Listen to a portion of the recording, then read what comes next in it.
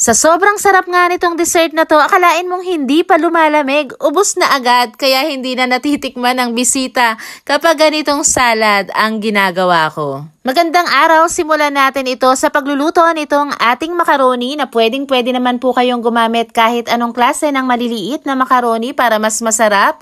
At lulutuin natin to according to package instruction at naglagay nga rin pala tayo rito ng konting asin at konting oil. Dapat al dente para mas lalong masarap itong ating macaroni salad at pag okay na, i-drain lang natin yung tubig. Hindi na po natin kailangang i-rinse kasi yung starch niyan magpapadagdag sa creaminess ng ating salad. I-set aside muna natin at habang inaantay nating lumamig ay i-prepare na natin yung iba pang sangkap na ating kakailanganin. Unahin na nating hiwain itong ating keso, mas generous ang cheese, mas masarap lalo itong ating salad. Liliitan lang natin yung pagkakahiwa para magmukha itong madami. So ito po, wala nang measurements tayong gagamitin. Tansya-tansya na lang. At syempre kung medyo nagtitipid naman, pwede naman pong kalahati lang yung ating gagamitin. Ito nga palang knife na gamit ko ay nilagyan ko yan ng cling film para hindi manikit yung ating keso. Etong dalawang mansanas na to natira nung Christmas, may tama na siya kaya aalisin ko yung balat at hihiwain ko lang rin ng maliliit. So kung meron po kayong mga natirang prutas like grapes, peras, pwede po nating idagdag yan dito sa ating macaroni salad. Pero kapag po fresh na prutas ang gamit natin, mas mabilis po itong masira or nangingitim po siya agad. Kaya dapat po, once na gumawa tayo ng salad, mga 2 days lang natin i-stock sa ating fridge, uubusin na natin dapat. Etong isang fruit cocktail naman ay din-drain ko lang yung syrup niyan. Same din ang ating gagawin dito sa ating nata de coco.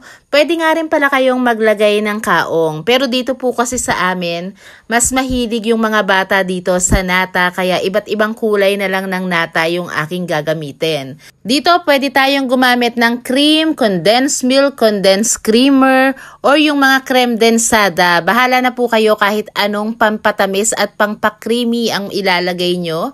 Tapos nyan, pag malamig na yung ating macaroni, ay ilalagay lang natin sa isang bowl. Pagsasama-samahin na natin lahat yan. Ilagay na rin natin itong ating hiniwang mansanas, itong ating keso. Maglalagay muna tayo ng konti nitong ating kondensada. Baka kasi ma-diabetes na tayo pag nilagay natin yung ganon kalaking lata.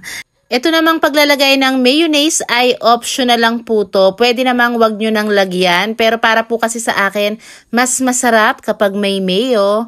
At lalagay na nga rin pala natin itong ating 250 ml ng all-purpose cream. Bali room temperature lang po lahat itong aking ginamit. Kaya parang kung mapapansin nyo, medyo thin yung kanyang consistency. So dito nga po, pwede po kayong maglagay pa ng pasas or kung ano pa ang ibang prutas na gusto nyong ilagay.